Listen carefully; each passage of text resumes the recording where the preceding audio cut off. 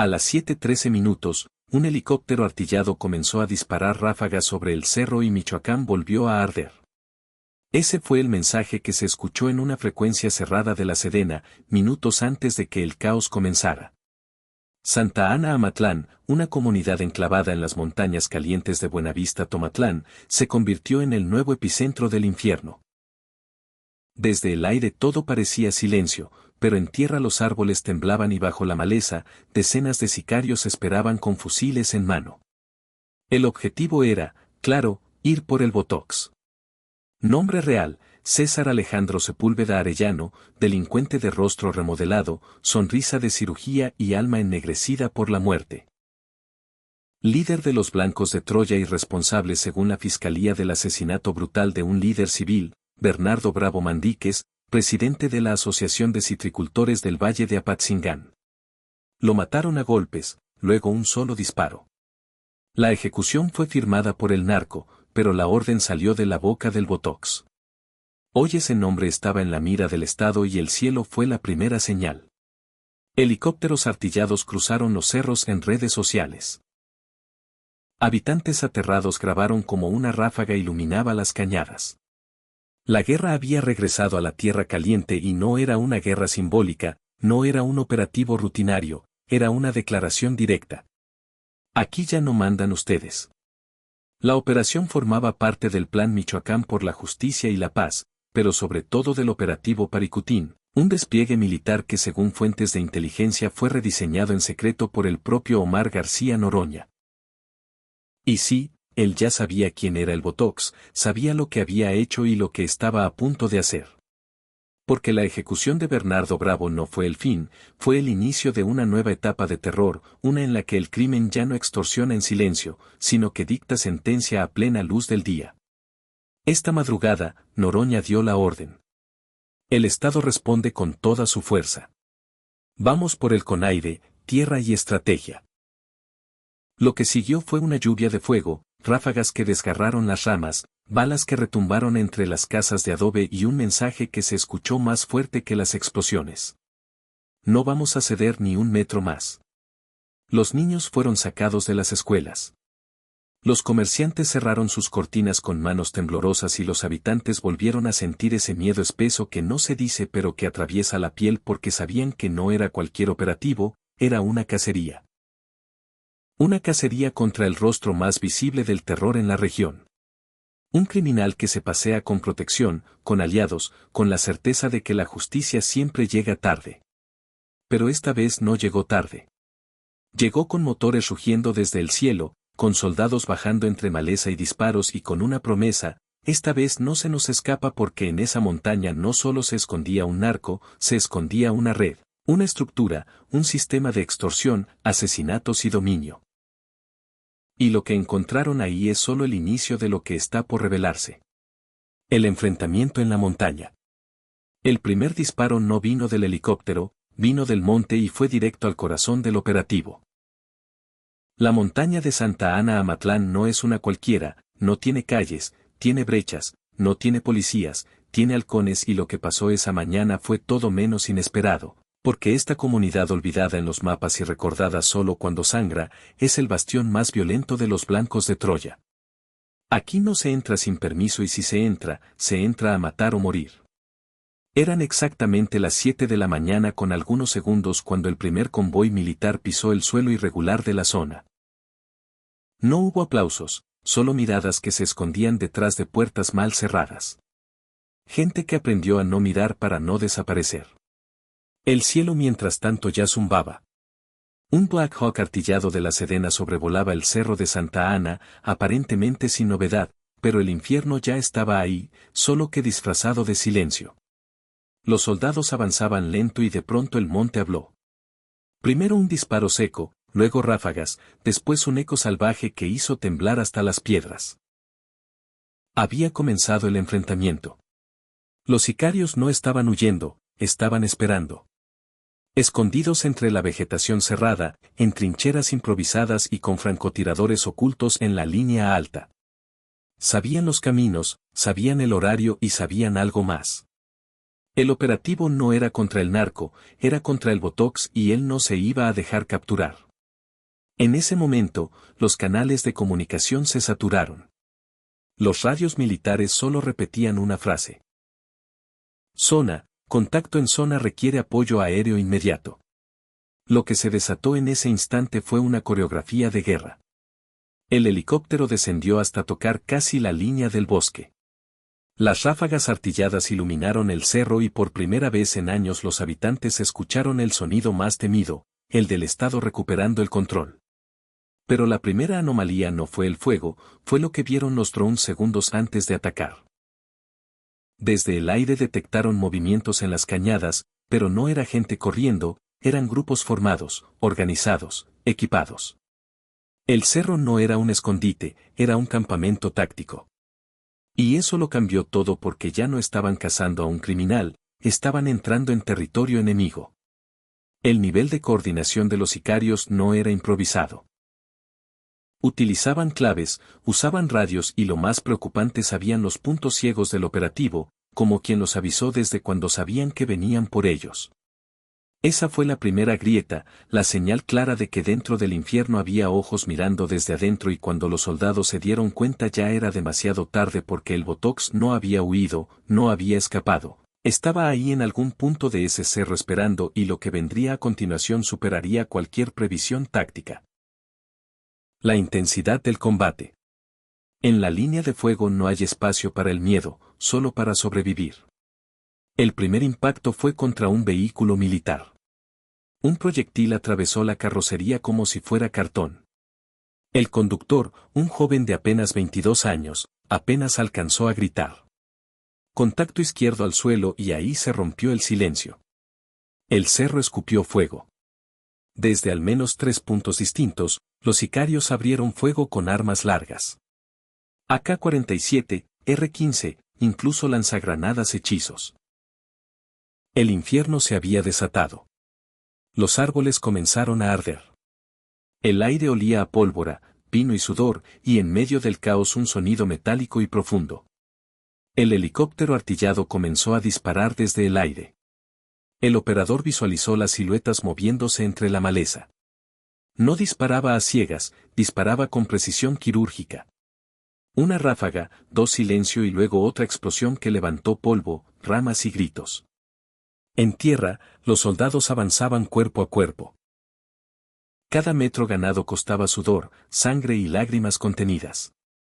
No se escuchaban órdenes, solo respiraciones agitadas y el estallido de los proyectiles. Un comandante gritó, formación cruzada, flanco derecho cubre a fuego. Pero el enemigo no era improvisado. No era un grupo de delincuentes comunes. Era una célula entrenada, atrincherada, armada con tecnología de comunicación táctica y cobertura total del terreno. Sabían qué hacían. Y sobre todo sabían contra quién peleaban porque esta no era una emboscada casual, era una defensa estratégica. Los estamos esperando, se leyó después en un celular incautado. Una frase escrita a las 6:52 de la mañana, 8 minutos antes del ataque. Alguien los había alertado desde adentro. El cerro, que parecía vacío desde el aire, estaba minado con emboscadas en forma de V. Los sicarios sabían dónde disparar, sabían cuánto resistir y sabían cómo dispersarse. En un punto del combate, un dron militar captó algo inquietante. Una camioneta con placas falsas escondida bajo una lona verde. Dentro varios contenedores de gasolina, radios de largo alcance y cajas con siglas CJNG. No era solo el Botox. El cártel Jalisco Nueva Generación también estaba ahí. La alianza entre los blancos de Troya y el CJNG no era nueva, pero lo que se revelaba ahora era una nueva estructura de defensa criminal, un cerro convertido en fortaleza. Y mientras las balas seguían cruzando el aire, algo cambió. El helicóptero descendió. No era una retirada, era una maniobra de cobertura para extraer a un herido. Un soldado cayó. Impacto en el muslo, sangre espesa sobre la tierra húmeda. Sus compañeros lo arrastraron entre gritos y él antes de desmayarse alcanzó a decir, no me dejen aquí. Él está cerca. El Botox está cerca. Esa frase congeló al escuadrón. Porque si estaba ahí, podía estar en cualquier parte. ¿En qué momento se volvió invisible? ¿Dónde se escondía el criminal más buscado de la región? Y lo que ocurrió minutos después puso al operativo al borde del colapso. Las vidas detrás del conflicto. No son soldados, no son cifras, son hijos, padres, hermanos que hoy están sangrando por nosotros. Soldado Diego Ruiz Sánchez, 23 años, originario de Zitácuaros, el mayor de 3 hermanos, hijo de una enfermera jubilada. Soñaba con comprarle una casa a su madre este mismo diciembre, pero hoy su sangre está en el cerro. Una bala le atravesó el muslo izquierdo. Su grito aún retumba entre las cañadas. Bernardo Bravo Mandíquez, 56 años, presidente de la Asociación de Citricultores del Valle de Apatzingán. Era conocido por todos como el hombre que nunca pagó cuota. Defendía a los productores con dignidad, sin armas, solo con palabras. El 19 de octubre fue citado a una supuesta reunión. Lo golpearon, le dispararon y lo abandonaron como si fuera basura. Su muerte es la razón por la que hoy se combate en Santa Ana. Lupita Hernández, 10 años, estudiante de cuarto de primaria, esa mañana vestida con su uniforme de falda gris y blusa blanca, iba a la escuela cuando escuchó los helicópteros. Su madre la jaló del brazo y la metió bajo la cama. Lupita lloraba en silencio, cubriéndose los oídos. Otra vez, mamá, otra vez. Como cuando mataron al de la tiendita. Su infancia se está pudriendo entre ráfagas y no es la única. En cada casa de Santa Ana hay alguien que no duerme bien desde hace meses. En cada familia hay una historia como la de Diego, como la de Bernardo, como la de Lupita, porque cuando la guerra llega no pregunta edades, ni cargos, ni uniformes, y eso lo sabe Noroña. Por eso, cuando le preguntaron por qué arriesgar soldados por una zona olvidada, su respuesta fue contundente. Porque cada vida en Michoacán vale lo mismo que una en la capital y nadie más se va a morir por estar en el lugar equivocado. Pero lo que se descubrió entre la maleza durante el avance del escuadrón revelaría que todo era más grande de lo pensado. Los cárteles que dominan la Tierra Caliente. No es un cártel, son 4 y todos están peleando por el mismo infierno. Santa Ana Amatlán, Buenavista, Apatzingán. No son solo puntos geográficos. Son nodos de una red criminal más compleja de lo que nadie quiere admitir. La zona conocida como el corazón de la Tierra Caliente es hoy uno de los territorios más disputados del país y no por casualidad. Es una zona de producción, de paso, de cobro y sobre todo de silencio. Aquí no hay autoridad civil que resista. Aquí manda quien tiene más balas. Los actores, Cártel Jalisco Nueva Generación avanza con armamento pesado, tecnología táctica y una lógica de expansión total. Su apuesta, controlar los accesos, los ranchos limoneros y los caminos rurales. Los bahiagres, remanentes locales con conocimiento profundo del terreno, practican extorsión directa y brutal. Se mueven con protección política y redes familiares. Son traicioneros, pero no improvisados. Los caballeros templarios, aunque debilitados, aún conservan presencia simbólica en zonas específicas, especializados en intimidación social y alianzas a corto plazo. En esta región actúan como mercenarios, rentan sicarios, venden información. Los Blancos de Troya, liderados por César Alejandro Sepúlveda Arellano, alias el Botox. Y aquí está la clave. Santa Ana Amatlán es su santuario. No solo manda, sino que extorsiona, asesina, controla. Y lo más grave es quien ejecutó a Bernardo Bravo para enviar un mensaje a todos los productores. Esta estructura no es espontánea, tiene reglas, tiene rutas y tiene algo más, un acuerdo tácito entre ciertos grupos para compartir el territorio, siempre y cuando no se metan con el Botox. Según Inteligencia Federal, los días previos al operativo hubo movimiento inusual de recursos, compra masiva de radios, distribución de gasolina, llegada de hombres con acento de fuera.